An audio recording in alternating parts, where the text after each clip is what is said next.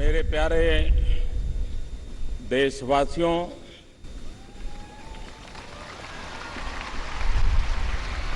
आजादी के इस पावन पर्व पर 125 करोड़ देशवासियों को, विश्व में फैले हुए सभी भारतीयों को लाल किले की प्राचीर से बहुत बहुत शुभकामनाएं देता हूं।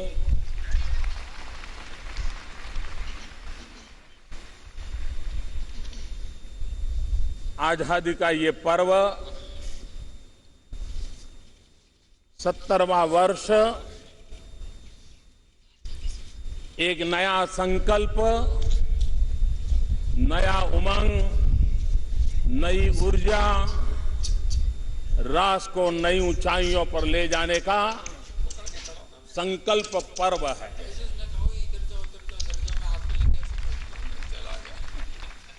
आज हम जो आजादी की सांस ले रहे हैं, उसके पीछे लक्षावधि महापुरुषों का बलिदान है, त्याग और तपस्या की गाथा है। जवानी में फांसी के फंदे को चूमने वाले वीरों की याद आती है। महात्मा गांधी, सरदार पटेल, पंडित नेहरू, अनगिनत महापुरुष जिन्होंने देश की आजादी के लिए अविरत संघर्ष किया, और उसी का नतीजा है कि आज हमें स्वराज में आजादी की सांस लेने का सौभाग्य प्राप्त हुआ है।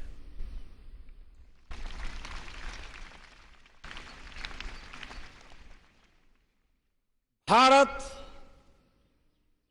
एक चिर पुरातन राष्ट्र है। हजारों साल का इतिहास है, हजारों साल की सांस्कृतिक विरासत है। वेद से विवेकानंद तक, उपनिषद से उपग्रह तक, सुदर्शन चक्रधारी मोहन से लेकर के चरखाधारी मोहन तक, महाभारत के भीम से लेकर के भीमराव तक एक लंबी हमारी इतिहास की यात्रा है, विरासत है। अनेक उतार चढ़ाव इस धरती ने देखे हैं, अनेक पीढ़ियों ने संघर्ष किया है, अनेक पीढ़ियों ने मानव जात को महामूल्य देने के लिए तपस्याएं की है। भारत की उम्र 70 साल नहीं है, लेकिन गुलामी के कालखंड के बाद हमने जो आजादी पाई, एक नई व्यवस्था तक के तहत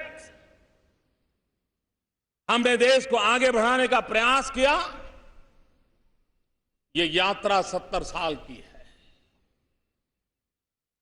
सरदार वल्लभ भाई पटेल ने देश को एक किया। अब हम सबका दायित्व है देश को श्रेष्ठ बनाएं।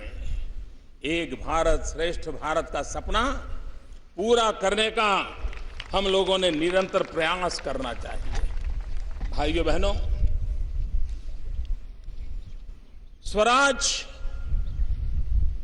ऐसे नहीं मिला है। जुल्म बेशुमार थे, लेकिन संकल्प अड़िग थे। हर हिंदुस्तानी आजादी के आंदोलन का सिपाही था। हर एक का जज्बा था देश आजाद हो सकता है हर किसी को बलिदान का सौभाग्य नहीं मिला हो सकता है हर किसी को जेल जाने का सौभाग्य न मिला हो, लेकिन हर हिंदुस्तानी संकल्पबद्ध था, महात्मा जी का नेतृत्व था, सशस्त्र क्रांतिकारियों के बलिदान की प्रेरणा थी, और तब जाकर के स्वराज प्राप्त हुआ है। लेकिन अब स्वराज्य को सुराज्य में बदलना, ये 125 करोड़ देशवासियों का संकल्प है।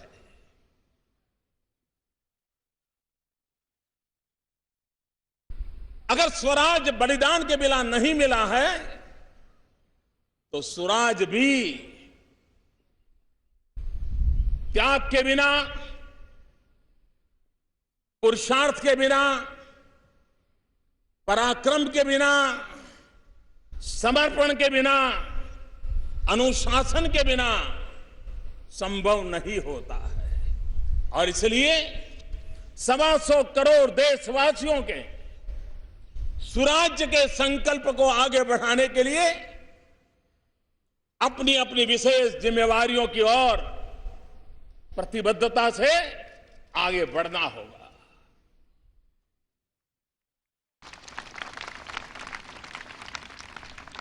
पंचायत हो या पार्लियामेंट हो, ग्राम प्रधान हो या प्रधानमंत्री हो, हर किसी को, हर डेमोक्रेटिक इंस्टीट्यूशन को सुराज की ओर आगे बढ़ने के लिए अपनी जिम्मेवारियों को निभाना होगा, अपनी जिम्मेवारियों को परिपूर्ण करना होगा, और तब जाकर के भारत सुराज्य के सपने को पाने में और अधिक देर नहीं करेगा। ये बात सही है। देश के सामने समस्याएं अनेक हैं, लेकिन ये हम न भूलें कि अगर समस्याएं हैं तो इस देश के पास सामर्थ्य भी है। और जब हम सामर्थ्य की शक्ति को लेकर के चलते हैं तो समस्याओं से समाधान के रास्ते भी मिल जाते हैं। और इसलिए भाइयों बहनों, भारत के पास अगर लाखों समस्याएं हैं तो 125 करोड़ मस्तिष्क भी हैं जो समस्याओं का समाधान करने का सामर्थ्य रखती है। भाइयों बहनों, एक समय था हमारे यहां सरकारें आक्षेपों से घिरी रहती थी, लेकिन अब वक्त बदल चुका है। आज सरकार आक्षेपों से घिरी नहीं है, लेकिन अपेक्षाओं से घिरी हुई है। और जब अपेक्षाओं से घिरी रहती है तब ये बात का संकेत होता है कि जब आशा हो, भरोसा हो, उसी की कोख से अपेक्षाएं जन्म लेती है, और अपेक्षाएं सुराज की ओर जाने की गति को तेज करती हैं, नए प्राण पूरती हैं, और संकल्पों की पूर्ति नित्य निरंतर होती रहती है। इसलिए मेरे भाइयों बहनों, हम लोगों के लिए इस स्वराज की यात्रा, आज जब मैं लाल किले की प्राचीर से आपसे बात कर रहा हूं तो बहुत स्वाभाविक है कि सरकार क्या कर रही है, देश के लिए क्या हो रहा है, देश के लिए क्या होना चाहिए, इन बातों की चर्चा होना बड़ा स्वाभाविक है। मैं भी बहुत बड़ा लंबा सरकार के कार्यकाज का हिसाब आपके सामने रख सकता हूं, बहुत सारी बातें आपके सामने प्रस्तुत कर सकता हूं। 2 साल के कार्यकाल में अनगिनत इनिशिएटिव, अनगिनत काम, लेकिन अगर उस ब्यौरा देने जाऊंगा मैं तो पता नहीं हफ्ते भर मुझे लाल किले की प्राचीर से बोलते रहना पड़ेगा। और इसलिए मैं उस मोह के बजाय आज कार्य की नहीं, इस सरकार की कार्य संस्कृति के प्रति आपका ध्यान आकर्षित करना चाहता हूं। कभी कभी कार्य का तो लेखा जोखा करना सरल होता है, लेकिन कार्य संस्कृति को जब तक गहराई में न जाए, जानना, समझना, पहचानना सामान्य मानवी के लिए सरल नहीं होता है। और इसलिए मेरे प्यारे भाइयों बहनों, मेरे प्यारे देशवासियों, आज मैं सिर्फ नीति की नहीं, नियत की भी और निर्णय की भी बात कर रहा हूं। भाइयों बहनों, सिर्फ दिशा नहीं, एक व्यापक दृष्टिकोण का मसला है। सिर्फ रूपरेखा नहीं, ये रूपांतरण का संकल्प है। ये लोक आकांक्षा, लोकतंत्र और लोक समर्थन का त्रिवेणी धारा है। ये मति भी है, ये सहमति भी है, ये गति भी है और प्रगति का एहसास भी है। और इसलिए मेरे प्यारे देशवासियों, मैं आज जब सुराज की बात करता हूं, तब सुराज का सीधा सीधा मतलब है हमारे देश के सामान्य से सामान्य मानवी के जीवन में बदलाव लाना। सुराज का मतलब है शासन सामान्य मानवी के प्रति संवेदनशील हो, जिम्मेवार हो और जन सामान्य के प्रति समर्पित हो। और तब जाकर के गुड गवर्नेंस पर बल देना होता है। हर किसी के दायित्व को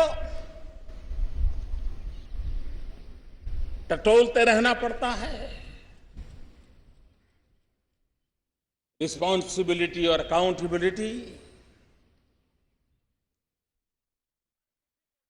ये उसकी जड़ में होनी चाहिए, वहीं से रसकस प्राप्त होना चाहिए। और इसलिए भाइयों बहनों, शासन संवेदनशील होना चाहिए। हमें याद है कि वो भी एक दिन थे जब किसी बड़े अस्पताल में जाना हो तो कितने दिनों तक इंतजार करना पड़ता था। एम्स में लोग आते थे, 2-2, 3-3 दिन बिताते थे, तब जाकर के कब उनको जांचा परखा जाएगा उसका तय होता था। आज उन सारी व्यवस्थाओं को हम बदल पाए हैं। ऑनलाइन रजिस्ट्रेशन होता है, ऑनलाइन डॉक्टर की अपॉइंटमेंट मिलती है, तय समय पर पेशेंट आए तो उसका काम शुरू हो जाता है। इतना ही नहीं, उसके सारे मेडिकल रिकॉर्ड भी उसको ऑनलाइन उपलब्ध होते हैं। और हम इसको आरोग्य के क्षेत्र में देशव्यापी एक कल्चर के रूप में विकसित करना चाहते हैं। आज सरकार के बड़े बड़े 40 से अधिक अस्पतालों में इस व्यवस्था को किया है, लेकिन इसका मूल मंत्र शासन संवेदनशील होना चाहिए। भाइयों बहनों, शासन उत्तरदायी होना चाहिए। अगर शासन उत्तरदायी नहीं होता है तो जन सामान्य की समस्याएं ऐसे की ऐसी लटकी रहती है। बदलाव कैसे आता है? टेक्नोलॉजी तो है, लेकिन एक समय था रेल टिकट, हिंदुस्तान के सामान्य मानवी को रेल टिकट का संबंध आता है, रेल से संबंध आता है, गरीबों का संबंध आता है। पहले आधुनिक टेक्नोलॉजी से 1 मिनट में सिर्फ 2000 टिकट निकल पाती थी, और वो भी जो उस जमाने में जिसने देखा होगा वो चक्कर घूमता रहता था, पता नहीं कब वेबसाइट खुले। आज मुझे संतोष के साथ कहना है कि आज 1 मिनट में 15,000 रेल टिकट मिलना संभव हो गया है।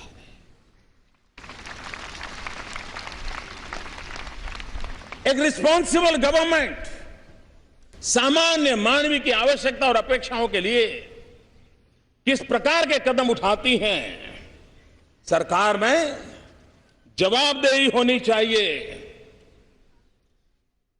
सारे देश में एक वर्ग है, खास करके मध्यम वर्ग, उच्च मध्यम वर्ग, उसको जब मिलो कभी कभी वो पुलिस से ज्यादा इनकम टैक्स वालों से परेशान हुआ करता है। स्थिति मुझे बदलनी है और मैं लगा हूं, बदल के रहूंगा। लेकिन एक समय था जब सामान्य ईमानदार नागरिक अपना इनकम टैक्स में पैसा देता था और बेचारा केयरफुली 2 रुपया ज्यादा ही दे देता था। उसको लगता था भाई पीछे से कोई तकलीफ ना हो। लेकिन एक बार सरकारी खजाने में धन आ गया तो रिफंड लेने के लिए उसको चने चबाने पड़ते थे,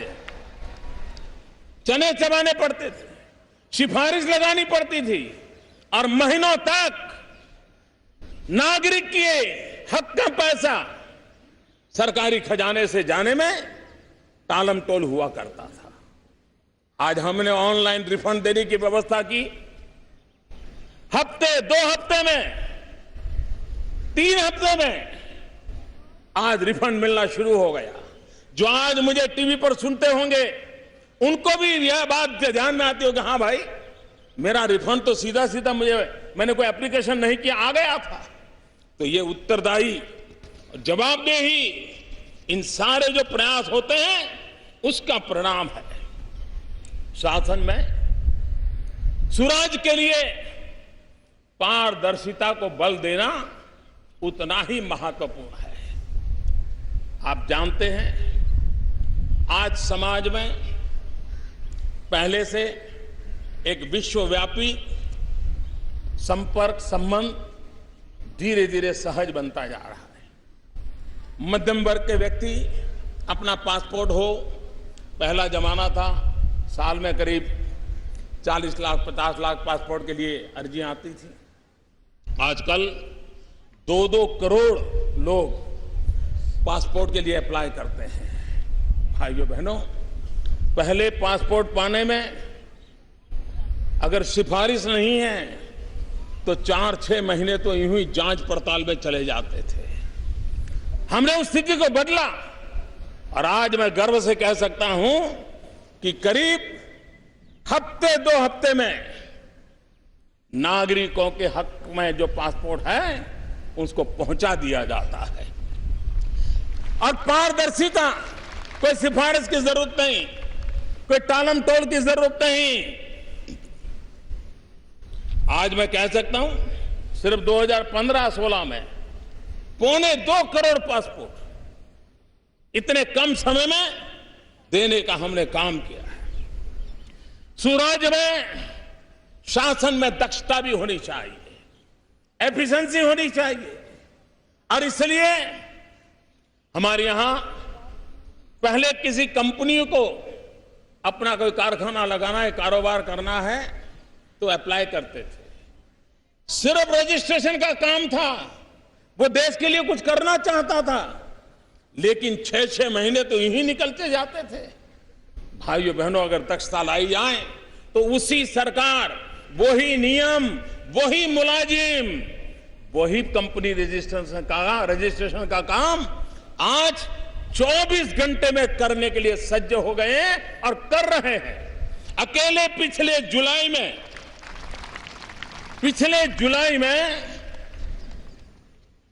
900 से ज्यादा ऐसे रजिस्ट्रेशन का काम उन्होंने कर दिया। भाइयों बहनों, सुराज्य के लिए सुशासन भी जरूरी है, गुड गवर्नेंस भी जरूरी है, और उस गुड गवर्नेंस के लिए हमने जो कदम उठाए, मैंने पिछले बार यहां लाल किले से कहा था कि हम ग्रुप सी और ग्रुप डी सरकार के इन पदों को इंटरव्यू से बाहर कर देंगे, मेरिट के आधार पर उसको जॉब मिल जाएगा। हमने करीब करीब 9,000 पद ऐसे खोज के निकाले हैं और जिसमें हजारों लाखों लोगों की भर्ती होनी है। अब इन 9,000 पदों पर कोई इंटरव्यू प्रक्रिया नहीं होगी। मेरे नौजवानों को इंटरव्यू देने के लिए खर्चा नहीं करना पड़ेगा, जाना नहीं पड़ेगा, सिफारिश की जरूरत नहीं पड़ेगी। भ्रष्टाचार और दलालों के लिए रास्ते बंद हो जाएंगे और इस काम को लागू कर दिया गया है। भाइयों बहनों, देश एक समय था कि सरकार को योजना घोषित करे, सिर्फ इतना बता देंगे करेंगे तो सामान्य मानवी संतुष्ट हो जाता था। उसको लगता था चलिए अब होगा कुछ। एक समय आया जब योजना का ड्राइंग आए नहीं तब तक लोग अपेक्षा करते थे, भाई बताओ प्लान बताओ। फिर समय आया कि जरा बजट बताओ, लोग मांगते थे। आज 70 साल में देश का मन भी बदला है। वो योजनाओं की घोषणा से संतुष्ट नहीं होता है, प्लान दिखाने से संतुष्ट नहीं होता है। उसको बजट प्रोविजन कर दिया तो वो मानने को तैयार नहीं है। वो तब मानता है जब धरती पर चीजें उतरती हैं, तब मानता है। और धरती पर हम पुरानी रफ्तार से चीजों को नहीं उतार सकते। हमें अपने काम की रफ्तार को तेज करना पड़ेगा, गति को और आगे बढ़ाना पड़ेगा, तब जाकर के हम कहते हैं। हमारे देश में ग्रामीण सड़क हर गांव के नागरिक की अपेक्षा रहती है कि उसको एक पक्की सड़क मिले। काम बहुत बड़ा है। अटल बिहारी वाजपेयी जी ने विशेष ध्यान देकर के इसको शुरू किया था और बाद में भी सरकार ने इसको कंटिन्यू किया, आगे बढ़ाया। हमने उसमें गति देने का प्रयास किया है। पहले एक दिन में 70-75 किलोमीटर का ग्रामीण सड़क का काम हुआ करता था। आज उस रफ्तार को तेज करके हम प्रतिदिन 100 किलोमीटर की ओर ले गए हैं। ये गति आने वाले दिनों में सामान्य मानवीय की अपेक्षाओं को पूर्ण करेगी। हमारे देश में ऊर्जा और उसमें भी रिन्यूएबल एनर्जी, इस पर हमारा बल है। एक समय था जो हमारे देश में इतने सालों में आजादी के बाद विंड एनर्जी में काम हुआ, पवन ऊर्जा में काम हुआ। पिछले एक साल के भीतर भीतर करीब करीब 40% उसमें हमने वृद्धि की है। ये है उसकी गति का मायना। सोलर एनर्जी, पूरा विश्व सोलर एनर्जी की ओर बल दे रहा है। हमने 116% बढ़ोतरी की है। ये बहुत बड़ा, ये इंक्रीमेंटल चेंज नहीं है, ये बहुत बड़ा हाई जंप है। हम चीजों को उसके क्वांटम की दृष्टि से हम आगे बढ़ाना चाहते हैं। हमारे देश में हमारी सरकार बनने के पहले अगर ऊर्जा का उत्पादन है तो ऊर्जा पहुंचाने के लिए ट्रांसमिशन लाइन भी चाहिए और अच्छी ट्रांसमिशन लाइन की व्यवस्था चाहिए। हमारी सरकार बनने के पहले के 2 साल, हमारे पूर्व के 2 साल, एक दिन में, एक साल में करीब 30-35 हजार किलोमीटर ट्रांसमिशन लाइन डाली जाती थी। आज मुझे संतोष के साथ कहना है कि आज ये काम करीब करीब 50,000 किलोमीटर हमने पहुंचाया है। ये गति बढ़ाने का काम किया है। अगर पिछले 10 साल का रेल लाइन कमीशनिंग की बात करें, और कमीशनिंग का मतलब होता है ट्रेन चलने योग्य हो जाना, सारे ट्रायल पूरे हो जाना। पहले 10 साल में 1500 किलोमीटर का हिसाब था और आज मुझे 2 साल में 3500 किलोमीटर का काम करने में हम सफल हुए। ये गति को हम आगे बढ़ा रहे हैं। भाइयों बहनों,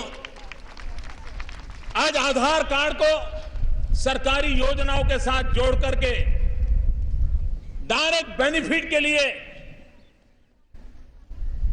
जो भी लीकेजेस उसको रोक करके काम करने पर हम बल दे रहे हैं। पहले की सरकार में सरकारी योजनाओं को आधार से जोड़ने में करीब 4 करोड़ लोगों को जोड़ा पाया था। आज मुझे संतोष के साथ कहना है कि 4 करोड़ पर काम वहां हुआ था, आज हमने 70 करोड़ नागरिकों को आधार और सरकारी योजनाओं के साथ जोड़ने का काम पूरा कर दिया है और जो बाकी है उनको भी पूरा करने का काम चल रहा है। हमारे यहां मध्यम वर्ग का मानवी हो, सामान्य मानवी हो, उसको आज जैसे कार घर में हो उसको प्रतिष्ठा का विषय माना जाता है। एक वक्त था कि घर में गैस का चूल्हा हो तो उसको एक स्टैंडर्ड माना जाता है, एक समाज में स्टेटस के रूप में माना जाता था। देश आजाद होने के 60 साल के दरमियान ये रसोई गैस करीब 14 करोड़ लोगों को 60 साल में मिला था। भाइयों बहनों, मुझे बड़ा संतोष है कि एक तरफ 60 साल में 14 करोड़ रसोई गैस के कनेक्शन और हमने 60 सप्ताह में 4 करोड़ नए लोगों को रसोई गैस के कनेक्शन दिए। कहां 60 साल के 14 करोड़ और कहां 60 सप्ताह के 4 करोड़। ये गति है जो सामान्य मानव की जिंदगी में क्वालिटी ऑफ लाइफ में आज बदलाव लाने के लिए संभव है। हमने कानूनों की जंजालों की सफाई का भी काम आरंभ किया है। कानूनों का बोझ सरकार को भी, न्यायपालिका के लिए भी और नागरिक के लिए भी उलझने पैदा करता रहता है। हमने खोजबीन करके करीब 1700 ऐसे कानून निकाले हैं। 1250 करीब ऑलरेडी पार्लियामेंट के द्वारा उसको निरस्त कर दिए हैं और बाकियों को भी निरस्त करने की दिशा में जाकर के उस सफाई अभियान को भी हम चलाना चाहते हैं। भाइयों बहनों, कभी कभी देश में एक स्वभाव बन गया था कि ये काम तो हो सकता है, ये काम तो नहीं हो सकता है, भाई अभी तो नहीं होगा, कभी होगा तो पता नहीं। निराशा ये हमारा मिजाज बनता जा रहा था। इसको ब्रेक थ्रू करना, शासन में ऊर्जा भरना, और जब कोई सिद्धि दिखती है तो उत्साह भी बढ़ता है, ऊर्जा भी बढ़ती है, संकल्प भी बड़ा शार्प हो जाता है और परिणाम भी निकट नजर आने लग जाते हैं। भाइयों बहनों, हमने जब प्रधानमंत्री जनधन योजना, एक प्रकार से असंभव काम था। इतने सालों से बैंक थी, सरकारें थी, राष्ट्रीयकरण हो चुका था, लेकिन सामान्य व्यक्ति देश की अर्थव्यवस्था की मुख्य धारा का हिस्सा नहीं बन पाता था। भाइयों बहनों, 21 करोड़ परिवारों को, 21 करोड़ नागरिकों को जनधन योजना में जोड़ करके असंभव को संभव हुआ। और यह संभव ये सरकार के खजाने में, सरकार की क्रेडिट का विषय नहीं है, ये 125 करोड़ देशवासियों ने किया है। और इसलिए मैं इस काम को करने के लिए मेरे 125 करोड़ देशवासियों का नमन करता हूं।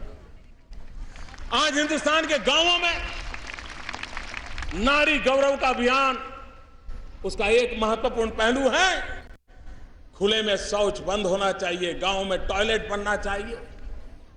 पहली बार जब मुझे लाल किले की प्राचीर से आप सबके दर्शन करने का सौभाग्य मिला था, उस दिन मैंने अपनी भावना को व्यक्त किया था कि मेरा देश ऐसे कैसे हो सकता है। आज मैं कह सकता हूं कि इतने कम समय में हिंदुस्तान के गांवों में 2 करोड़ से ज्यादा शौचालय बन चुके हैं। 70,000 से अधिक गांव आज खुले में शौच जाने की परंपरा से मुक्त हो चुके हैं। सामान्य जीवन में बदलाव लाने की दिशा में हम काम कर रहे हैं। इसी लाल किले की प्राचीर से मैंने पिछले साल कहा था कि 1000 दिन में हम उन 18,000 गांवों में जहां बिजली नहीं पहुंची है, आजादी के 70 साल होने जा रहे हैं, उन्होंने अब तक बिजली नहीं दी। 18वीं शताब्दी में जीने के लिए वो मजबूर हुआ करते थे। हमने बीड़ा उठाया, असंभव को संभव करने का संकल्प किया, और आज मुझे खुशी के साथ कहना है 1000 दिन में अभी तो आधे भी नहीं हुए हैं, आधे से भी काफी दूर है। उसके बाद भी 18,000 गांवों में से 10,000 गांवों में आज बिजली पहुंच गई है। और मुझे बताया गया कि उनमें से कई गांव हैं जो आज पहली बार टीवी पर ये भारत के आजादी के जश्न को वहां बैठे बैठे देख रहे हैं। मैं उन गांवों को भी आज यहां से विशेष शुभकामनाएं देता हूं। भाइयों बहनों, आपको हैरानी होगी, दिल्ली से सिर्फ 3 घंटे की दूरी पर हम यात्रा करें तो 3 घंटे लगेंगे। दिल्ली से 3 घंटे की दूरी पर हाथरस इलाके में एक गांव नगला फटेला, ये नगला फटेला 3 घंटे लगते हैं पहुंचने में, 3 घंटे, लेकिन बिजली को पहुंचने में 70 साल लग गए मेरे भाइयों बहनों, 70 साल।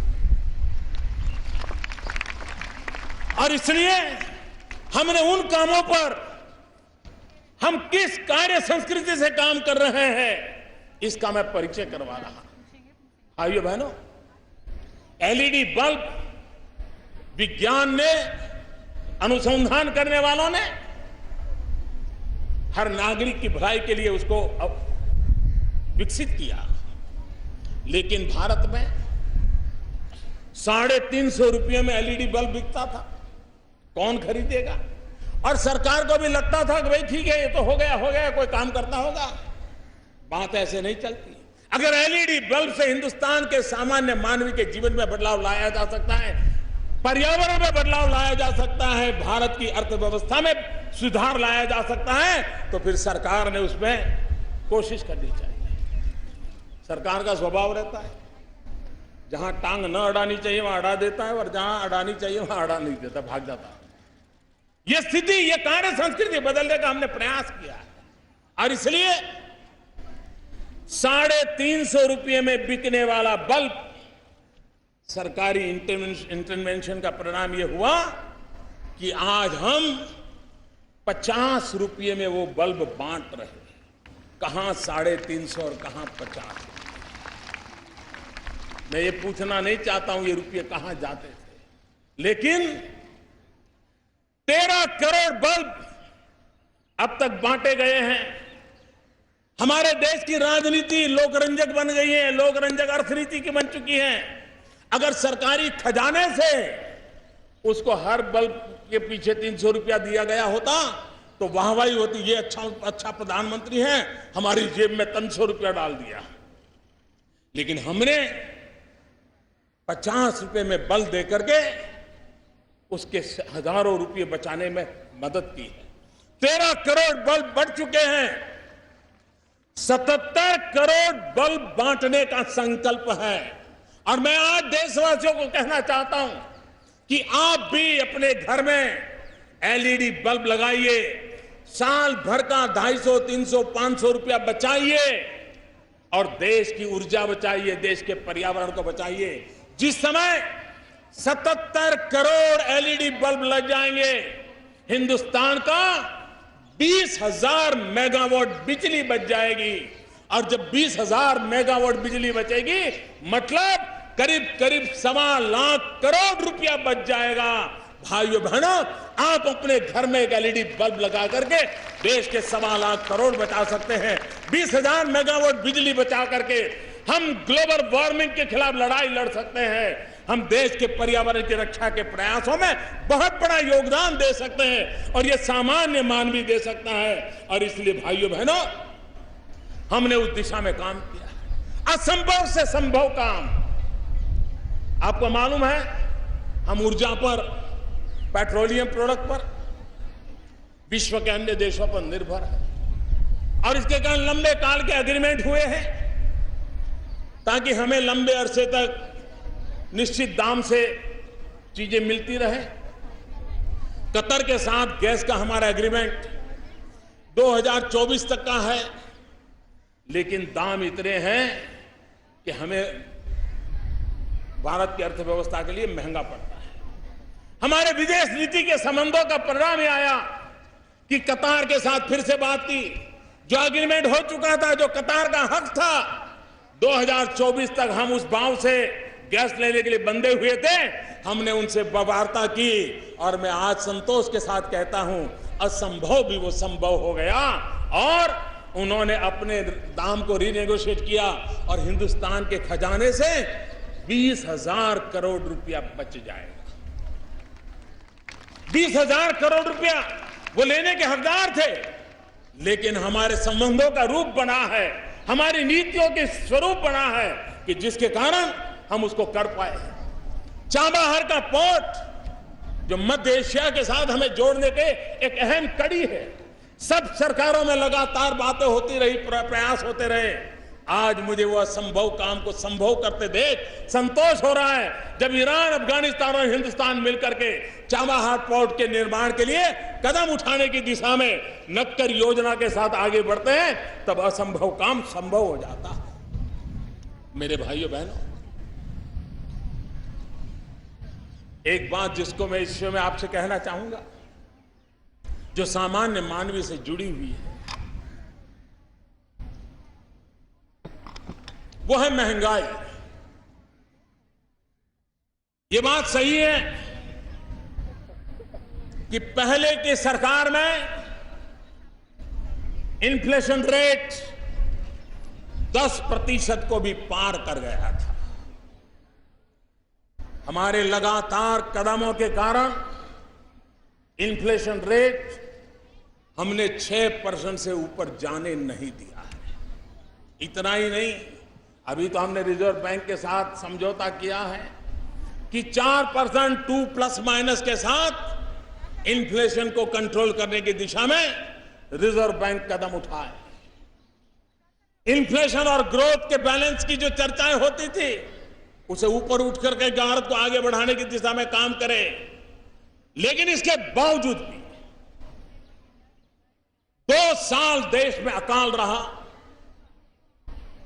सब्जियों के दाम पर अकाल का प्रभाव तुरंत होता है, मार्केट की कमी का प्रभाव होता है, उसके कारण कुछ दिक्कतें जरूर आई।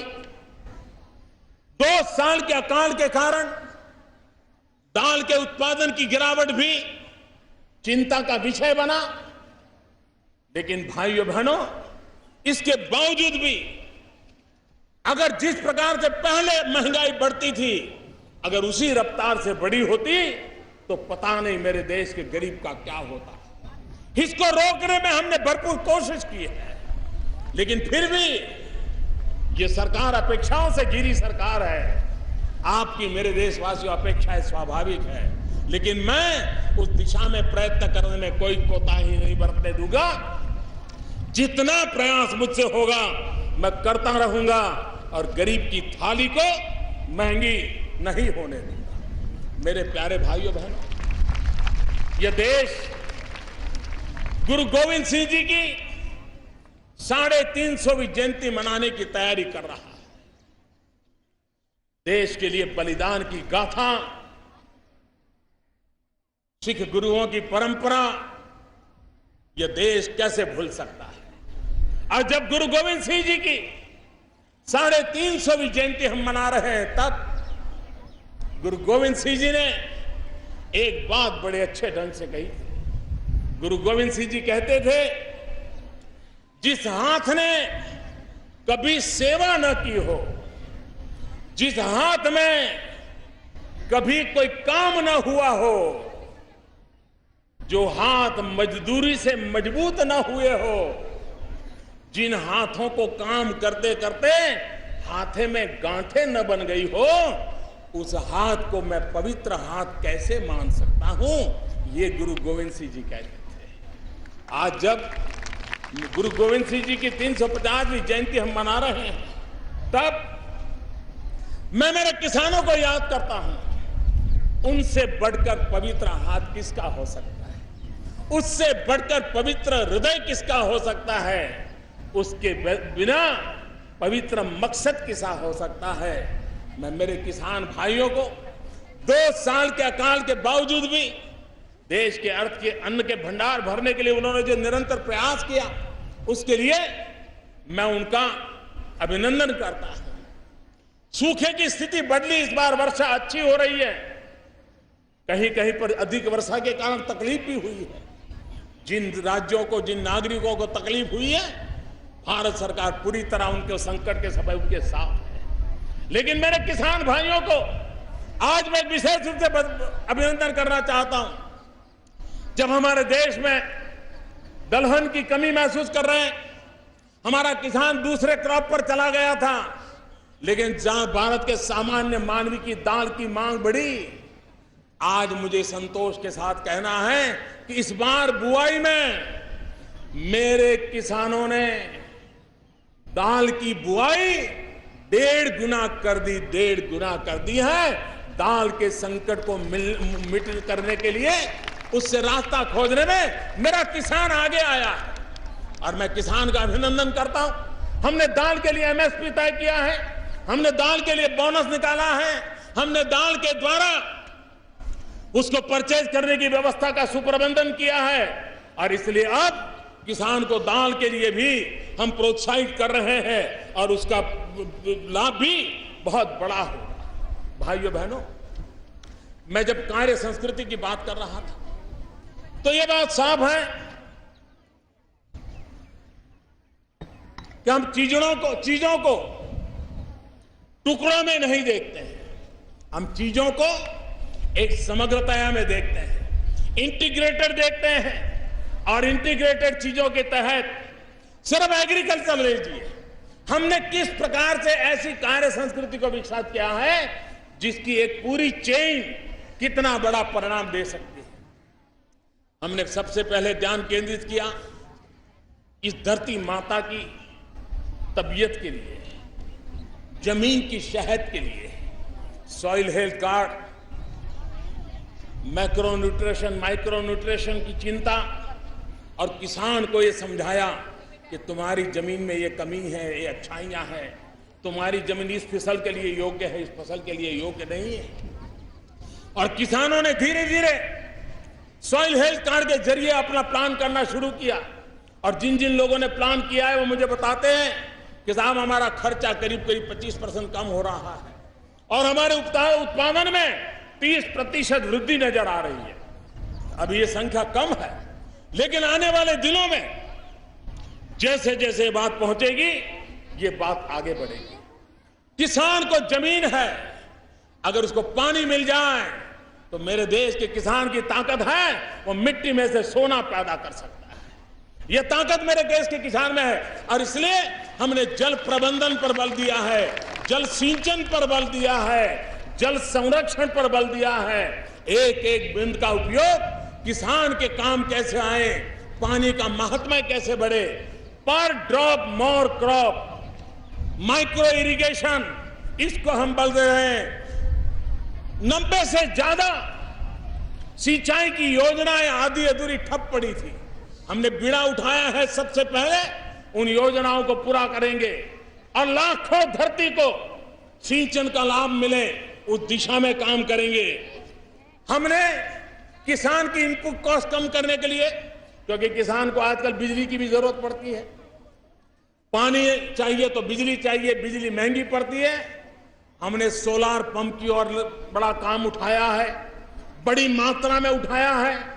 उसके कारण किसान का इनपुट कॉस्ट कम होने वाला है, रिकरिंग एक्सपेंस कम होने वाला है और सोलार पंप घर में होने के कारण बिजली भी अपनी, सूरज भी अपना, खेत भी अपना, खलिहान भी अपना, मेरा किसान खुशहाल भी होगा।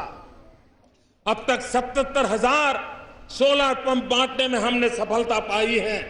भाइयों बहनों, मैं मेरे देश के वैज्ञानिकों को भी बधाई देना चाहता हूं। जमीन, पानी, सोलर पंप, साथ के साथ अच्छे बीज की भी जरूरत होती है, अच्छे सीड्स की जरूरत होती है। भारत के वायु को, प्रकृति को अनुकूल हमारे देश के वैज्ञानिकों ने 131 से ज्यादा नए कृषि के योग्य बीज तैयार किए हैं, जो हमारे प्रति हेक्टर उत्पादन को बढ़ाने में क्षमता रखते हैं। उसके अंदर जो वैल्यूज है, उस वैल्यूज में भी बढ़ोतरी हो रही है। मैं इन वैज्ञानिकों का भी मैं बहुत बहुत बधाई देता हूं। किसान को यूरिया चाहिए, खाद चाहिए।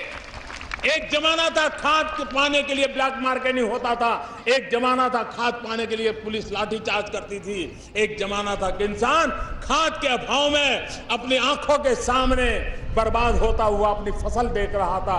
भाइयों बहनों, खाद की कमी ये बीते हुए दिनों का विषय बन गया, इतिहास की गर्क में गया लगाया। आज हमने खाद की कमी, सबसे ज्यादा खाद का उत्पादन करने में हम सफल हुए हैं। भाइयों बहनों, इस खाद के उत्पादन के कारण किसानों को आवश्यकता के अनुसार समय पर खाद मिलने की संभावना है। उसी प्रकार से हमने फसल बीमा योजना बनाई, प्रधानमंत्री फसल बीमा योजना। किसान को जमीन से लेकर के उत्पादित चीजों तक उसकी रक्षा करना, पहली बार कम से कम प्रीमियम से अधिक से अधिक, और वो भी गारंटी के साथ फसल बीमा योजना देने का काम भाइयों बहनों हमने किया है। हमने फसल के उत्पादन को 15 लाख टन अन्न के संरक्षण के लिए नए गोदामों का निर्माण किया है। हमारे देश में किसान का भला तब होगा जब हम वैल्यू एडिशन की तरफ जाएंगे, और वैल्यू एडिशन की ओर जाने के लिए हमने पहली बार फूड प्रोसेसिंग को विशेष रूप से बल दिया है। 100% फॉरेन डायरेक्ट इन्वेस्टमेंट को हमने प्रोत्साहित किया है, जिसके कारण कृषि आधारित उद्योगों को बल मिलेगा। और कृषि आधारित उद्योगों को जब बल मिलेगा तो मेरे भाइयों बहनों, मुझे विश्वास है कि हमारे किसान को, और जो मेरा सपना है 2022 में किसान की इनकम को डबल करना, ये चीजें हैं जिसके द्वारा ये संभव होने वाला है। और उसके लिए हमने एक के बाद एक कदम उठाए। भाइयों बहनों, हमारे देश में एक परंपरा बन गई, सरकारों ने अपनी पहचान बनाने के लिए तो बहुत कुछ किया, और हमारे देश का जिस प्रकार का स्वभाव है, एकाध लोकरंजक काम कर दो, एकाध लोक लुभावना काम कर दो, सरकारी खजाने को खाली कर दो, सरकार की एक पहचान बनाने की परंपरा रही है। भाइयों बहनों, मैंने अपने आप को इस मोह से दूर रखने का भरपूर प्रयास किया, और इसलिए एक टोटल ट्रांसफॉर्मेशन, ट्रांसपेरेंसी के साथ ट्रांसफॉर्मेशन, रिफॉर्म, परफॉर्म, ट्रांसफॉर्म, उस मंत्र को लेकर के हमने एक के बाद एक चीजें और हर रेंज में करने का हमने प्रयास किया है। भाइयों बहनों, हमें सरकार की पहचान बनाने से ज्यादा मेरे हिंदुस्तान की पहचान कैसी बने उस पर बल है। दल की पहचान बने या न बने, देश की पहचान बननी चाहिए। देश की पहचान बनेगी तो आने वाली सदियों तक, हमारी आने वाली पीढ़ियों तक उसका लाभ होने वाला है। और इसलिए हमने सरकार की पहचान को प्राथमिकता नहीं दी है, देश की पहचान को प्राथमिकता दी है।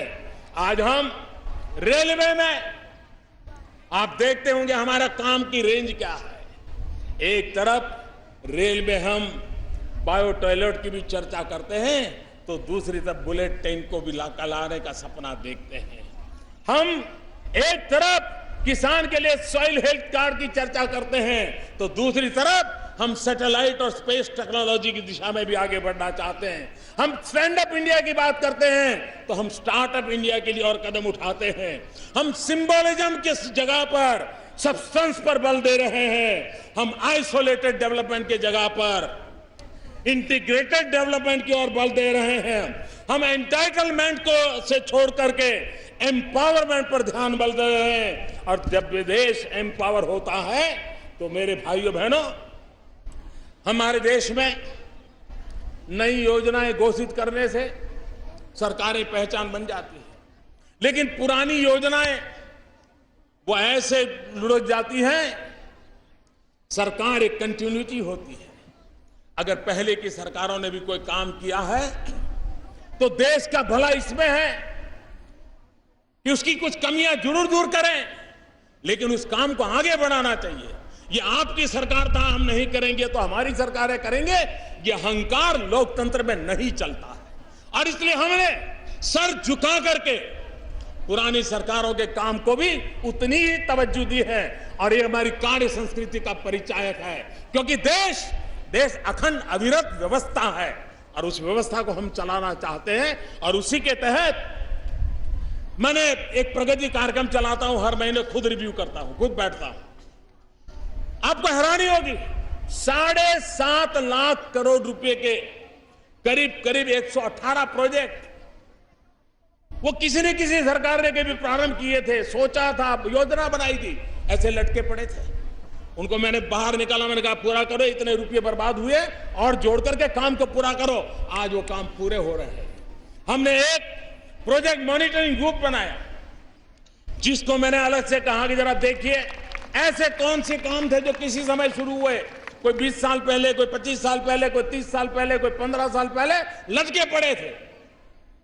आज जो लोग उस इलाके में रहते हैं उनको पता है, करीब 10 लाख करोड़ रुपए के 270 प्रोजेक्ट ऐसे हमने आइडेंटिफाई किए जो किसी सरकार ने शिलान्यास किया होगा, किसी ने 1000-2000 करोड़ रुपया लगा दिया होगा, लेकिन बाद में वो मिट्टी में मिलता चला जा रहा था। उसको हमने फिर से काम करने के लिए उस अटकी हुई योजनाओं को, भाइयों बहनों, योजनाओं का अटकना, योजनाओं का डिलेड होना, रुपयों की बर्बादी होना एक प्रकार से क्रिमिनल नेग्लिजेंस है, और उससे हमने पार करने का प्रयास किया है।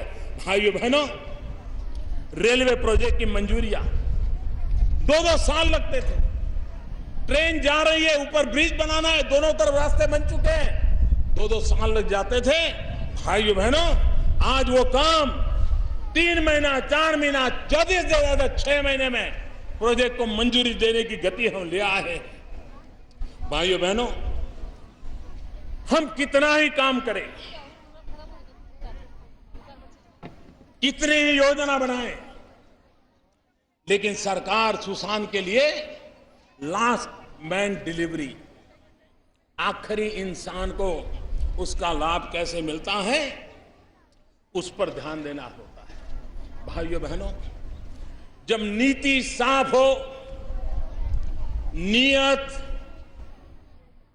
स्पष्ट रूप से हो, साफ नीति, स्पष्ट नीति, साफ नियत, स्पष्ट नियत होती है, तब निर्णय करने का जज्बा भी कुछ और होता है, और इसलिए निर्णय बेझिझक हो सकते हैं। हमारी सरकार स्पष्ट नीतियों के कारण, साफ नियत के कारण बेझिझक निर्णय करके चीजों को आगे बढ़ाने में और लास्ट माइल डिलीवरी पर बल दे रही है। हमने देखा है, अगर उत्तर प्रदेश के अखबार देखोगे, हर वर्ष गन्ना किसानों का बकाया ये हर बार चर्चा में रहता था। शुगर मिल ये नहीं करती, राज्य सरकार ये नहीं करते, गन्ने किसान को ये परेशानी है। हजारों करोड़ रुपयों का बकाया था, हजारों करोड़ रुपया का। हमने इसके पीछे योजनाएं बनाई, पीछे लग गए। लास्ट मैन डिलीवरी, किसान के घर तक पैसा पहुंचना चाहिए। पुराना जो बकाया था, हजारों करोड़ बकाया था, भाइयों बहनों, आज मैं बड़े संतोष के साथ कहता हूं 99.5% पुराना बकाया चुकता कर दिया गया। ये बहुत सालों के बाद पहली बार हुआ। इस बार का जो गन्ने का व्यापार हुआ, गन्ना खरीदा गया, आज मैं कह सकता हूं संतोष के साथ, अब तक करीब 95% किसानों को गन्ने का दाम चुका दिया गया है, और 5% भी बचा होगा, आने वाले दिनों में जरूर बच जाएगा, ऐसा मुझे विश्वास है। भाइयों बहनों, एलपीजी के गैस कनेक्शन गरीब परिवारों को देने का हमने बीड़ा उठाया है। उज्ज्वला योजना के तहत मेरी गरीब मां को चूल्हे के धुएं से मुक्ति दिलाने का अभियान बहुत तेजी से चलाया है। 5 करोड़ गरीब परिवारों को जब गैस का चूल्हा पहुंचेगा, और 3 साल में करने का बीड़ा उठाया, काम चल रहा है। करीब करीब 50 लाख तक हम पहुंच चुके हैं और वो भी सिर्फ पिछले 100 दिन के अंदर ये काम कर दिया है। आप कल्पना कर सकते हो सकता है 3 साल के पहले भी इस काम को हम पूरा कर लें।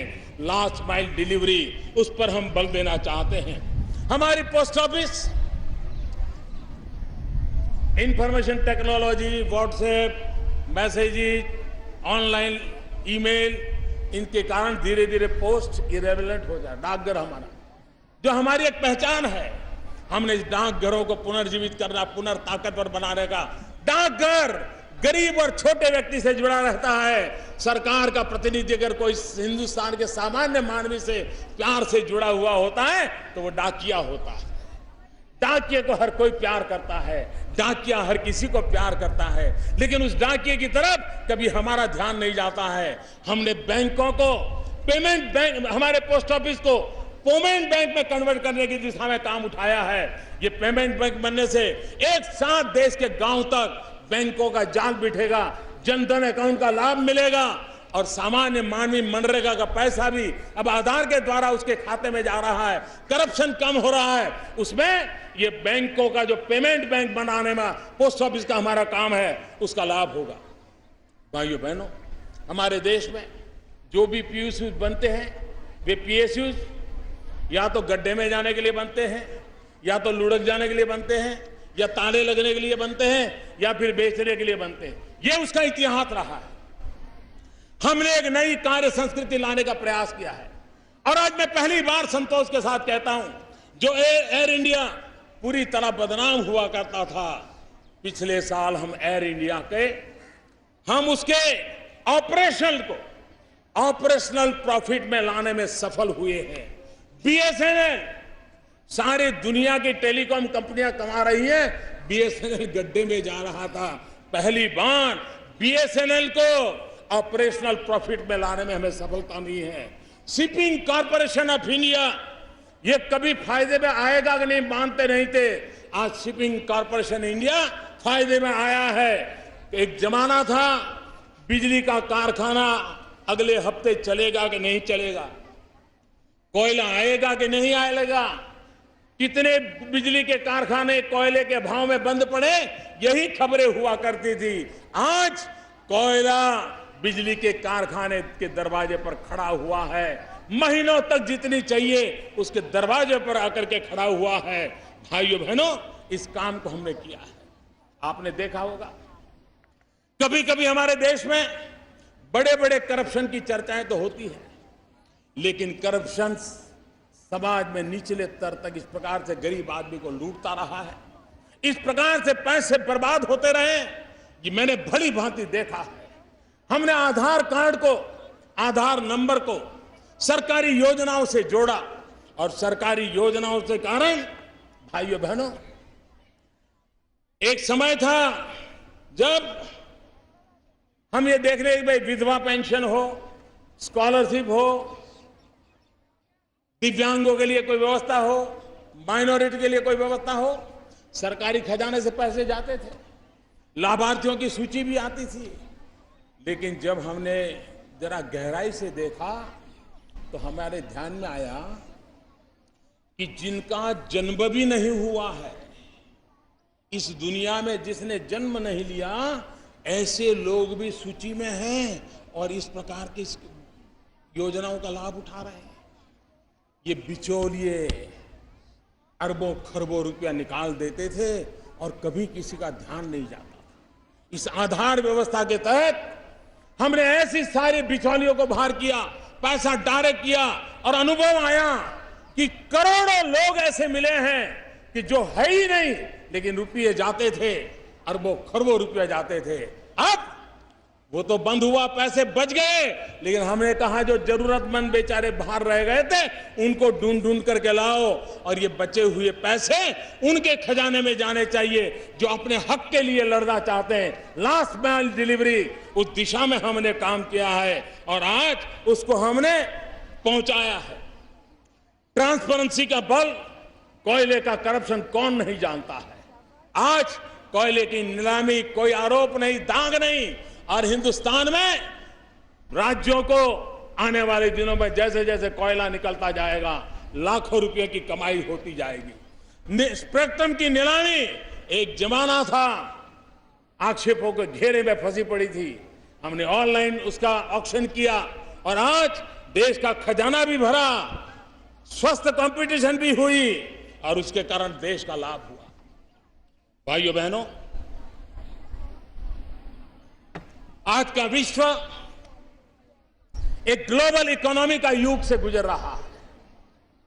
आज हर देश इंटरकनेक्टेड है, इंटरडिपेंडेंट है।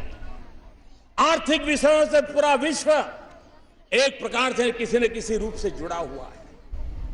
हम हमारे देश में कितनी ही प्रगति करें, लेकिन इसके साथ साथ हमें वैश्विक इकोनॉमी को ध्यान में रखते हुए, ग्लोबल एरेना को ध्यान में रखते हुए हमारे देश को भी वैश्विक मानकों में खरा उतारना पड़ेगा, उसकी बराबरी से लाना पड़ेगा।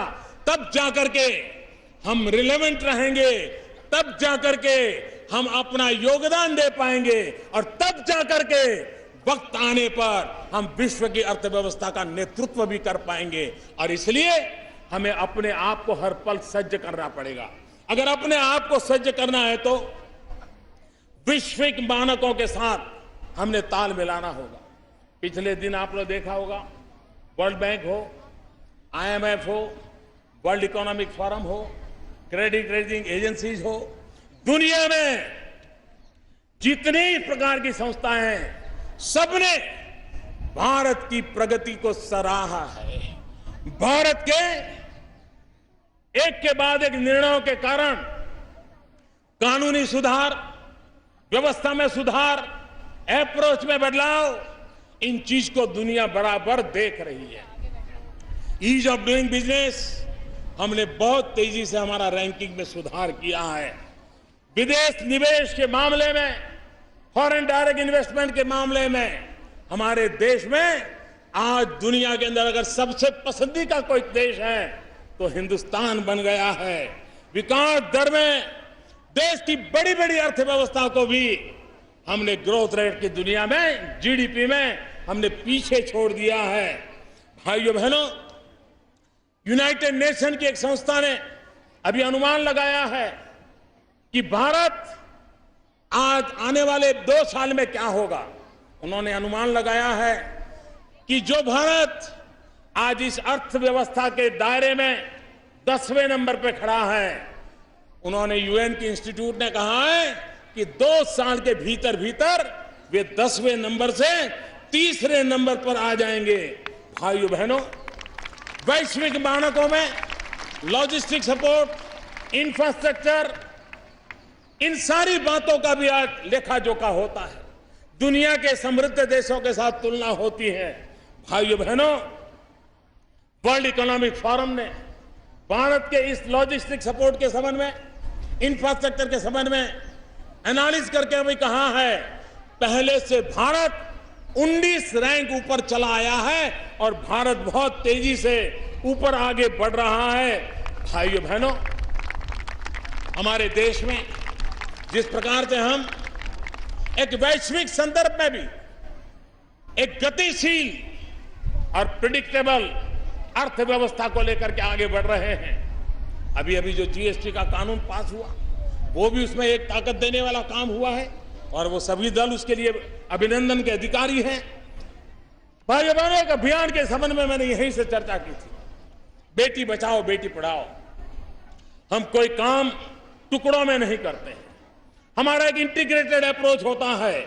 और बेटी बचाओ बेटी पढ़ाओ में हमने जो इनिशिएटिव लिए हैं, उसमें अभी भी मुझे समाज के सहयोग की आवश्यकता है। एक एक माँ बाप को सजाग होने की आवश्यकता है। हम बेटियों का सम्मान बढ़ाएं, बेटियों की सुरक्षा करें, सरकार की योजनाओं का लाभ दें। हमने सुकन्या समृद्धि योजना से करोड़ों परिवारों को जोड़ा है। जो बेटी बड़ी होगी तो उसकी गारंटी दे देता है। हमने महिलाओं को लाभ हो उस प्रकार के बीमा योजनाओं को सबसे ज्यादा बल दिया है, उसके कारण उनको फायदा होने वाला है। हमने इंद्रधनुष टीकाकरण की योजना, क्योंकि माताओं बहनों को एक आर्थिक सशक्तिकरण और एक हेल्थ की भी सशक्तिकरण, अगर ये 2 काम कर लिए, शिक्षित कर लिया आप मान के चलिए, घर में एक महिला भी अगर शिक्षित है, शारीरिक रूप से सशक्त है, आर्थिक रूप से स्वतंत्र है, एक महिला गरीब से गरीब परिवार को भी गरीबी से बाहर निकालने की ताकत रखती है। और इसलिए गरीबी के खिलाफ लड़ाई लड़ने में महिलाओं का सशक्तिकरण, महिलाओं का स्वास्थ्य, महिलाओं का आर्थिक संपन्नता, शारीरिक संपन्नता, उस पर बल देकर के हम काम कर रहे हैं। और इसलिए मेरे भाइयों बहनों, मुद्रा योजना, मुझे खुशी हुई, मुद्रा योजना का लाभ 3.5 करोड़ से ज्यादा परिवारों ने लिया। और उसमें अधिकतम नए लोग थे जो बैंक के दरवाजे पर पहुंचे। उसमें भी 80% करीब SC, ST, OBC के थे। और उसमें भी बैंक में, मुद्रा बैंक में लोन लेने वाली 80% महिलाएं हैं। ये महिलाएं कैसे आर्थिक विकास में योगदान करेंगी, इसकी ओर आप जान देते हैं। भाइयों बहनों, पिछले हफ्ते हमने निर्णय किया, जो हमारी माताएं बहनें आज विकास यात्रा में भागीदार बनी हैं, लेकिन प्रसूति के बाद उसको छुट्टी चाहिए। पहले वो छुट्टी कम मिलती थी, अब हमने ये छुट्टी 26 हफ्ते की कर दी है, ताकि मां अपने बेटे का लालन पालन भी कर सके। हमारे यहां बुनकर, टेक्सटाइल में काम करने वाले लोग, इनको जो धागा बनाते हैं, धागा का लच्छा बनाते हैं, पहले उनको 100 रुपया मिलता था, हमने उसको 190 रुपया कर दिया, ताकि मेरी वो मां, मेरी वो बहन जो तार बनाने का काम करती है, उसको एक ताकत मिलेगी। जो सिल्क के काम में लगी हुई माताएं बहनें हैं, जो बुनकर लगे हैं, उनके दाम में हमने 50 रुपया प्रति मीटर बढ़ा दिया। और ये फैसला किया कि 50 रुपया व्यापारी को नहीं जाएगा, दलाल को नहीं जाएगा, बिचौलियों को नहीं जाएगा। जिस बुनकर ने उस सिल्क पे काम किया है, प्रति मीटर 50 रुपया सीधा उसके खाते में आधार के द्वारा जमा हो जाएंगे। मेरा बुनकर सशक्त बनेगा। उस दिशा में हमने योजनाएं ली हैं और उस योजनाओं का प्रभाव छोड़ रहा है। मेरे प्यारे देशवासियों, जब रेल को देखते हैं, डाकघर को देखते हैं, तो हमें भारत की एकता भी नजर आती है। हम जितना ज्यादा भारत को जोड़ने वाले प्रकल्पों को आगे बढ़ाएंगे, हमारी व्यवस्थाओं में बदलाव लाएंगे, देश की एकता को बल देगा। और इसलिए हमने एक किसानों के लिए मंडी इनाम की योजना की है। आज किसान अपना माल ऑनलाइन हिंदुस्तान की किसी भी मंडी में बेच सकता है। अब वो मजबूर नहीं होगा कि अपने खेत से 10 किलोमीटर की दूरी की मंडी पर मजबूरन माल देना पड़े, सस्ते में देना पड़े और उसकी मेहनत की कमाई ना हो। अब देश भर में इनाम के द्वारा एक ही प्रकार की मंडी का नेटवर्क खड़ा हो रहा है। जीएसटी के द्वारा टैक्सेशन का एक प्रकार से एक समानता का, समान व्यवस्था का परिणाम आने वाला है, जो भारत जोड़ने का भी एक काम करेगा। हमने बिजली में, आपको हैरानी होगी, एक इलाके में बिजली रहती थी, कोई लेने वाला नहीं था, और दूसरा इलाका बिजली के लिए तड़पता था, अंधेरे में जीता था, कारखाने बंद हो जाते थे। और उसको बदलाव लाने के लिए one nation, one grid, one price, उसमें हमने सफलता पाई है। और बहुत तेजी से, जो कभी गर्मी में 10 रुपया यूनिट का दाम देना पड़ता था, मैं पिछले दिनों तेलंगाना गया था, उस दिन 1 रुपया 10 पैसा दाम था, जो कभी 10 रुपया हुआ करता था। ये वन प्राइस का परिणाम देश को जोड़ने के लिए काम होता है। हमारे देश का मजदूर एक जगह पे काम करता है, 1-2 साल के बाद नौकरी बदलता है, ईपीएफ में उसका पैसा कटता है, लेकिन पैसा ट्रांसफर नहीं होता था। और आपको हैरानी होगी, जब मैं सरकार में आया, मेरे देश के मजदूरों के 27,000 करोड़ रुपया ईपीएफ में पड़े थे। कोई गरीब मजदूर लेने वाला नहीं था, क्योंकि उसको इस पद्धति नहीं थी। हमने इस समस्या का समाधान करने के लिए एक यूनिवर्सल अकाउंट नंबर दिया हमारे मजदूरों को, और उसके कारण अब उसके पैसे वो जहां जाएगा, ईपीएफ का फंड ट्रांसफर होगा, मजदूर जब रिटायर्ड होगा तो उसके रुपये उसके हाथ जाएंगे, किसी सरकारी खजाने में सड़ते नहीं पड़े रहेंगे। उस काम को हमने किया है। चाहे भारत माला हो, चाहे सेतु भारतम हो, चाहे भारत नेट हो, ऐसे अनेक प्रकल्पों को हमने बल दिया है। इन सारे प्रकल्पों का हमारा उल्लेख भारत को जोड़ने की दिशा में भी हो, भारत के आर्थिक विकास की दिशा में भी हो, उस दिशा में काम कर रहे हैं। भाइयों बहनों, ये वर्ष अनेक प्रकार से महत्व का है। देश दक्षिण के संत श्रीमान रामानुजाचार्य जी की 1000वीं जयंती मना रहा है। देश महात्मा गांधी के गुरु श्रीमद राजचंद्र जी, जिनको 150वीं जयंती मना रहा है। देश गुरु गोविंद सिंह जी के 350 सालवीं जयंती मना रहा है। देश पंडित दीनदयाल उपाध्याय जी की शताब्दी का वर्ष मना रहा है। आज जब मैं रामानुजाचार्य जी को याद करता हूं तो एक बात मैं कहना चाहता हूं, 1000 साल पहले आज जब सामाजिक तनाव देखते हैं तो रामानुजाचार्य जी संत पुरुष, उन्होंने देश को क्या संदेश दिया था। रामानुजाचार्य कहते थे, भगवान के सभी भक्तों को भेदभाव और ऊंच नीच का ख्याल किए बिना सेवा करो। उम्र जाति के कारणों की वजह से किसी का भी अनादर मत करो, हर किसी का सम्मान करो।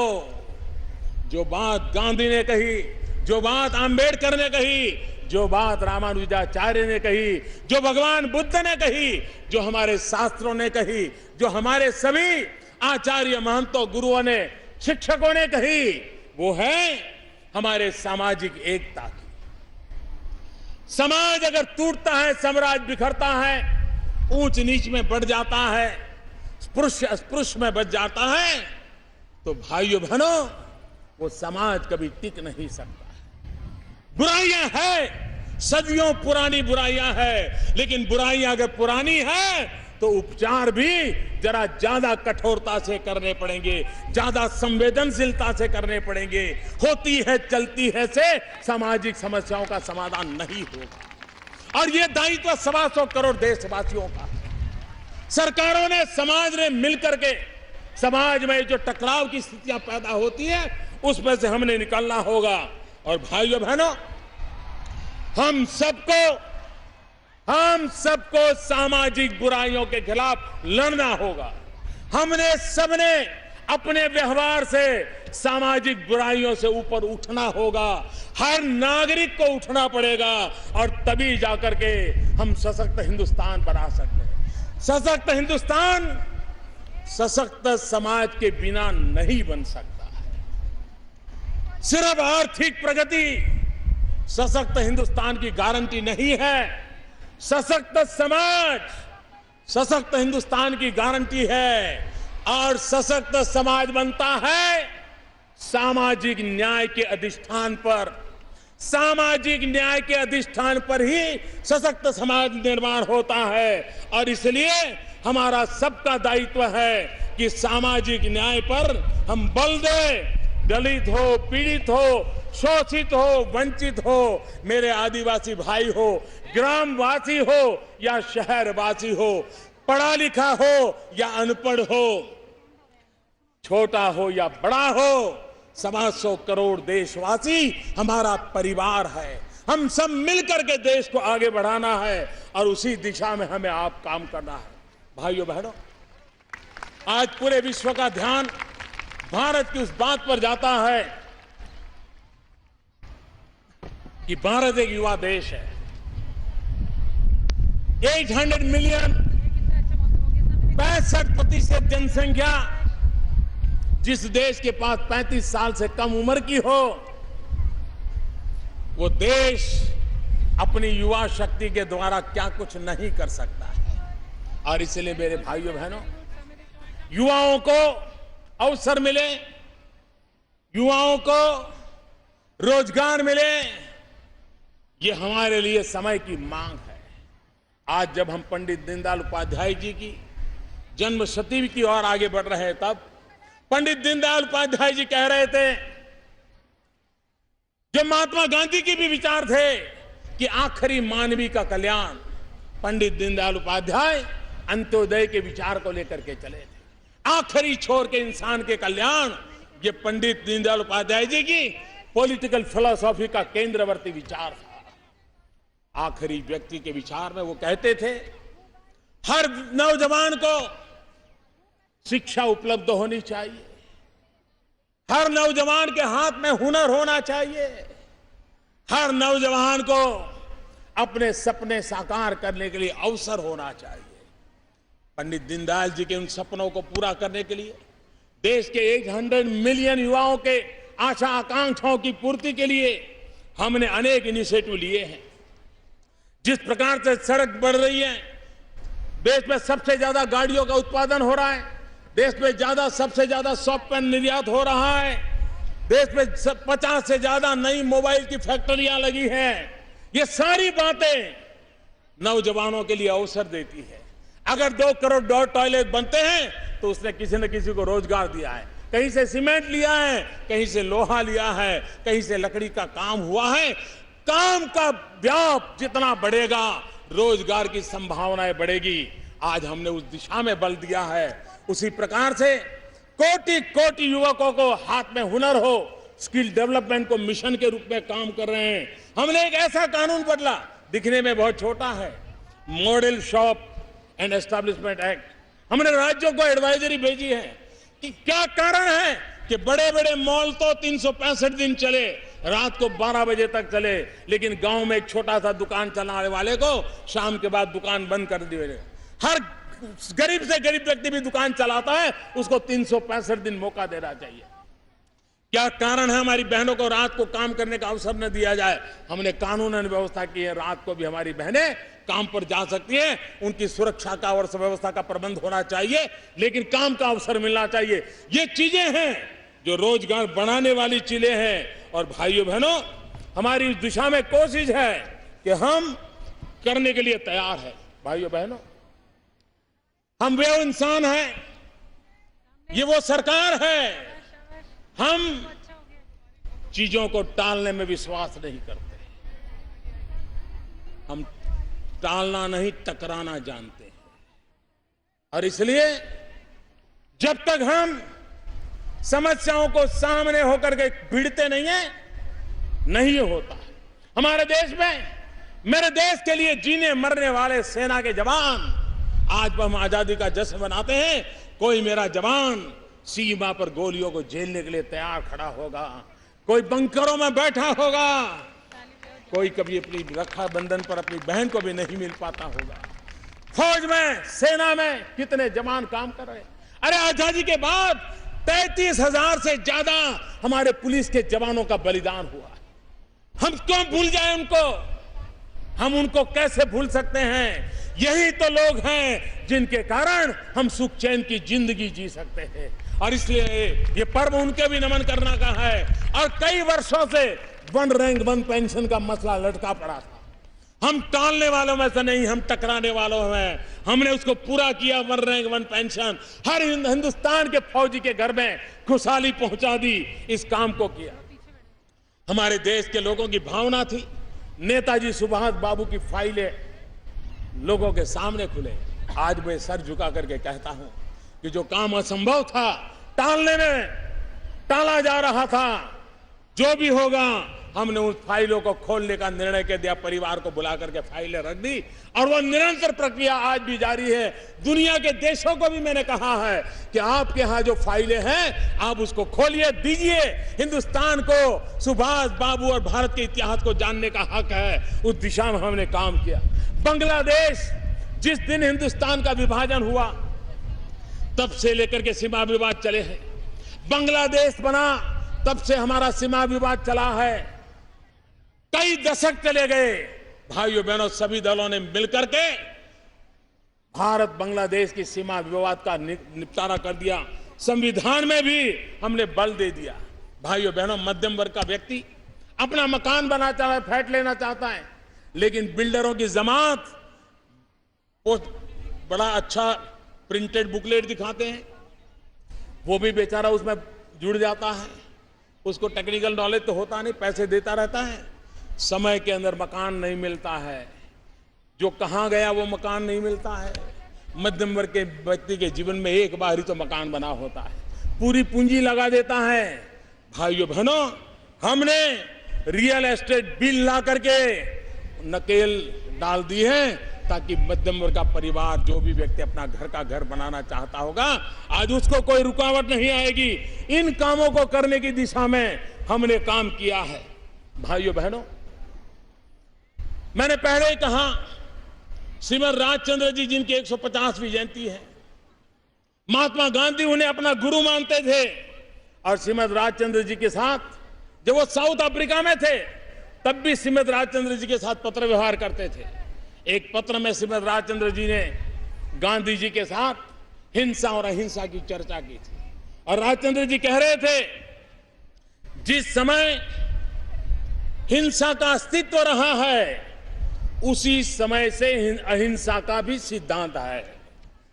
दोनों में अहम यह है कि हम किसे महत्व देते हैं या फिर इनमें किसका उपयोग मानव हित में हो रहा है। भाइयों बहनों, हिंसा अहिंसा की चर्चा हमारे देश में बहुत स्वाभाविक है। मानवता हमारी रगों में है। हम एक महान विराट संस्कृति के लोग हैं।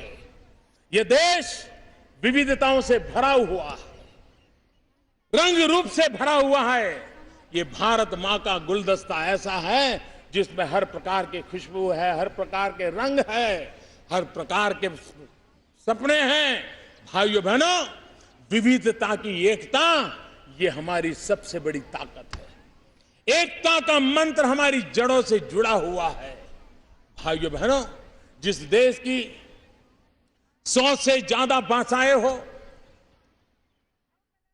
सैकड़ों बोलियां हो, अनगिनत पहनाव हो, अनगिनत जीवन पद्धतियां हो, उसके बाद भी सदियों से यह देश एक रहा है, उसका मूल कारण हमारी सांस्कृतिक विरासत है। हम सम्मान देना जानते हैं, हम सत्कार करना जानते हैं, हम समावेश करना जानते हैं। इस महान परंपरा को लेकर के हम चले हैं और इसलिए हिंसा और अत्याचार को हमारे देश में कोई स्थान नहीं है।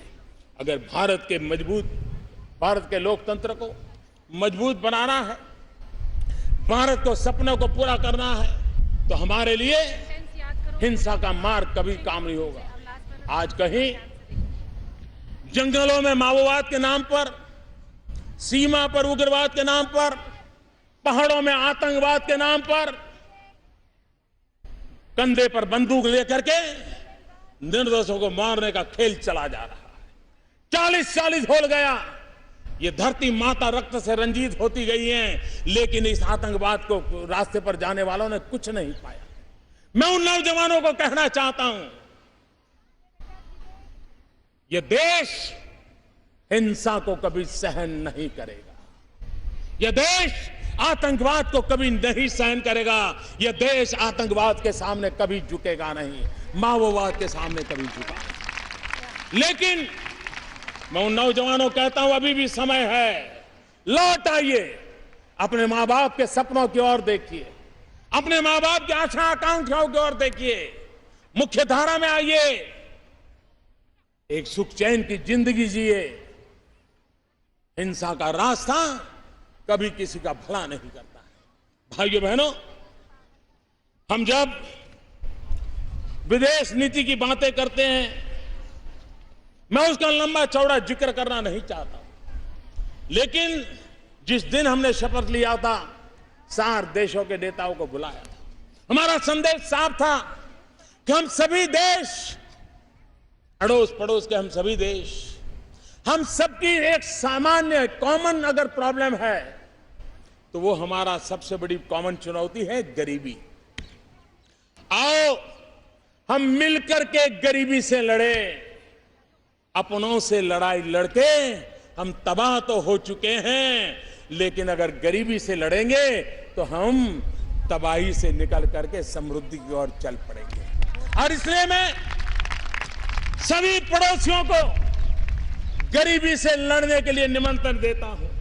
हमारे देश के नागरिकों को, हर देश के नागरिकों को गरीबी से मुक्ति दिलाना, इससे बड़ी कोई आजादी नहीं हो सकती। गरीबी से आजादी, इससे बड़ी कोई आजादी नहीं हो सकती है। हमारा कोई भी पड़ोसी देश का नागरिक जब गरीबी से आजाद होगा तब हिंदुस्तान कितनी खुशी अनुभव करेगा, चाहे वो हमारे पड़ोसी देश का गरीब गरीबी से आजादी पाता हो। भाइयों बहनों, मानवता की प्रेरणा से पले बड़े लोग कैसे होते हैं और आतंकवाद को पुरस्कार देने वाले लोग कैसे होते हैं, मैं विश्व के सामने दो चित्र रखना चाहता हूं, दो घटनाएं उनके सामने रखना चाहता हूं और मैं विश्व को कहता हूं, मानवता में विश्वास करने वाले लोगों को कहता हूं कि जरा तराजू से तोल के देखिए। वो एक घटना जब पेशावर में आतंकवादियों ने निर्दोष बच्चों को स्कूल में मौत के घाट उतार दिया। घटना पेशावर में हुई थी, घटना आतंकवादी थी। निर्दोष बालकों का रक्त बहाया गया था। ज्ञान के मंदिर को रक्त रंजित कर दिया था। निर्दोष बच्चों को मार दिया गया था। यह हिंदुस्तान, संसद की आंखों में आंसू थे। भारत की हर स्कूल रो रही थी। भारत का हर बच्चा पेशावर के बच्चों की मौत से सदमा अनुभव कर रहा था। उसकी आंखों से आंसू सूखते नहीं थे। आतंकवाद से मरने वाला पेशावर का बच्चा भी हमें दर्द देता था, दुख देता था। यह है हमारी मानवता से पली बड़ी संस्कृति की प्रेरणा। यही है हमारी मानवता।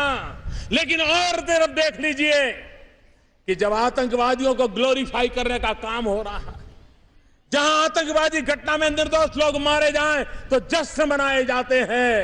ये कैसा आतंकवाद से प्रेरित जीवन है, कैसे आतंकवाद से प्रेरित सरकारों की रचनाएं हैं, ये दो भेद दुनिया भली भांति समझ लेगी। इतना मेरे लिए काफी है। मैं आज लाल किले की प्राचीर से कुछ लोगों का विशेष अभिनंदन और आभार व्यक्त करना चाहता हूं। पिछले कुछ दिनों से बलूचिस्तान के लोगों ने, गिलगिट के लोगों ने, पाक ऑक्युपाइड कश्मीर के लोगों ने, वहां के नागरिकों ने जिस प्रकार से मुझे बहुत बहुत धन्यवाद दिया है, जिस प्रकार से मेरा आभार व्यक्त किया है, मेरे प्रति उन्होंने जो सद्भावना जताई है, दूर दूर बैठे हुए लोग, जिस धरती को मैंने देखा नहीं है, जिन लोगों को विषय में मेरी कभी मुलाकात नहीं हुई है, लेकिन ऐसे दूर सुदूर बैठे हुए लोग हिंदुस्तान के एक प्रधानमंत्री को अभिनंदन करते हैं, उसका आदर करते हैं, तो मेरे 125 करोड़ देशवासियों का आनंद है, वो मेरे 125 करोड़ देशवासियों का सम्मान है। और इसलिए ये सम्मान का भाव, धन्यवाद का भाव करने वाले बलूचिस्तान के लोगों का, गिलगिट के लोगों का, पाक के कब्जे वाले कश्मीर के लोगों का मैं आज तहे दिल से आभार व्यक्त करना चाहता हूं। भाइयों बहनों, आज जब हम आजादी का 70 साल मना रहे हैं, तब देश में स्वतंत्र सैनिकों का एक बहुत बड़ा योगदान रहा है। इन स्वतंत्र सैनिकों का योगदान रहा है, तो आज मैं इन सभी मेरे श्रद्धेय स्वतंत्र सैनिक परिवारजनों को, जो उनको सम्मान राशि मिलती है, जो पेंशन मिलता है, उस पेंशन में 20% की वृद्धि करने का सरकार निर्णय कर रही है। जिस स्वतंत्र सेनानी को अगर पहले 25,000 रुपये मिलते थे, तो अब उसको 30,000 रुपया मिलेंगे। और हमारे इन स्वतंत्र सेनानियों के त्याग और बलिदान को एक छोटा सा, एक मेरा पूजा अर्चन का प्रयास है। भाइयों बहनों, हमारे देश के आजादी के इतिहास की बातें होती हैं तो कुछ लोगों की तो चर्चा बहुत होती है, कुछ लोगों की आवश्यकता से अधिक होती है, लेकिन आजादी में जंगलों में रहने वाले हमारे आदिवासियों का योगदान अप्रतिम था। वो जंगलों में रहते थे। बिरसा मुंडा का नाम तो शायद हमारे कानों पे पड़ता है, लेकिन शायद कोई आदिवासी जिला ऐसा नहीं होगा कि 1857 से लेकर के अब आजादी आने तक आदिवासियों ने जंग न की हो, बलिदान न दिया हो। आजादी क्या होती है, गुलामी के खिलाफ जंग क्या होता है, उन्होंने अपने बलिदान से बता दिया था। लेकिन हमारी आने वाली पीढ़ियों को इस इतिहास से उतना परिचय नहीं। सरकार की एक इच्छा है, योजना है, आने वाले दिनों में उन राज्यों में इन स्वतंत्र सेनानी जो आदिवासी थे, जंगलों में रहते थे, अंग्रेजों से जूझते थे, झुकने को तैयार नहीं थे, उनके पूरे इतिहास को समावेश करते हुए, इन वीर आदिवासियों को याद करते हुए एक स्थायी रूप से म्यूजियम बनाने के लिए जहां जहां राज्य के अंदर कोई एकाध जगह हो सकती है जहां सबको समेट करके बड़ा म्यूजियम बनाया जा सकता है, और ऐसे अलग अलग राज्यों में म्यूजियम बनाने की दिशा में सरकार काम करेगी, ताकि आने वाली पीढ़ियों को हमारे देश के लिए मर मिटने में आदिवासी कितने आगे थे उसका लाभ मिलेगा। भाइयों बहनों, महंगाई में कुछ चीजों की चर्चाएं तो बहुत होती है, लेकिन हम अनुभव कर रहे हैं कि गरीब के घर में अगर बीमारी आ जाए तो उसकी पूरी अर्थरचना समाप्त हो जाती है। बेटी की शादी तक रुक जाती है, बच्चों की पढ़ाई पर अटक जाती हैं, कभी शाम को खाना भी नहीं मिलता है। आरोग्य सेवाएं महंगी होती जा रही है, और इसलिए मैं आज लाल किले की प्राचीर से गरीबी की रेखा के नीचे जीने वाले मेरे इन परिवारों के आरोग्य के लिए सरकार एक अहम कदम उठाने जा रही है। हम ये योजना लेकर के आए हैं कि आने वाले दिनों में ऐसे किसी गरीब परिवार को आरोग्य की सेवाओं का लाभ लेना है तो वर्ष में 1 लाख रुपए तक का खर्च भारत सरकार उठाएगी, ताकि मेरे गरीब भाइयों को इन आरोग्य की सेवाओं से कारण वंचित रहना न पड़े, उनके सारे सपने चूर चूर न हो जाएं। और इसलिए मेरे प्यारे भाइयों बहनों, आजादी के इस पावन पर्व में एक नया संकल्प, नई ऊर्जा, नया उमंग लेकर के आओ हम चल पड़े। हमारे लिए जिन्होंने आजादी के लिए बलिदान दिया उनसे प्रेरणा पा करके, आजादी के लिए जीने वाले के लिए प्रेरणा पा करके, देश के लिए मरने का मौका तो नहीं मिल रहा है, लेकिन देश के लिए जीने का मौका जरूर मिल रहा है। हम देश के लिए जी करके दिखाएं, देश के लिए कुछ करके दिखाएं, अपने दायित्वों को भी निभाएं, औरों को दायित्व के लिए प्रेरित भी करें। एक समाज, एक सपना, एक संकल्प, एक दिशा, एक मंजिल, इस बात को लेकर के हम आगे बढ़े।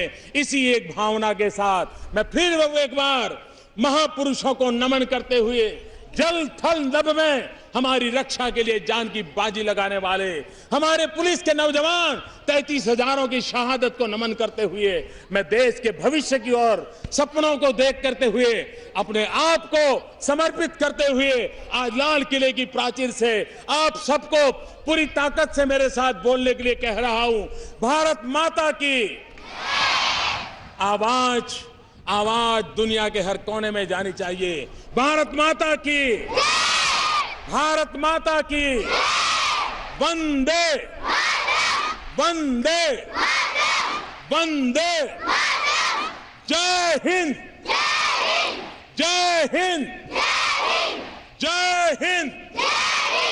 बहुत बहुत धन्यवाद।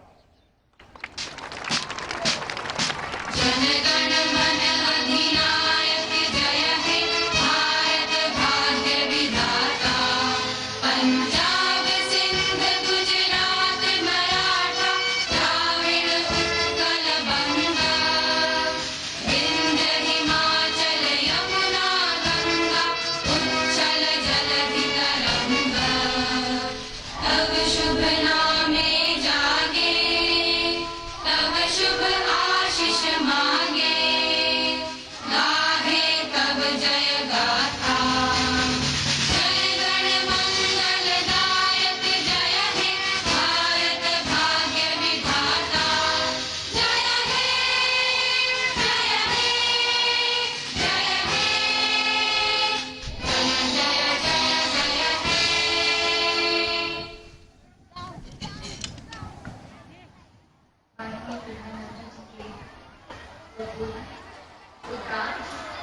घोष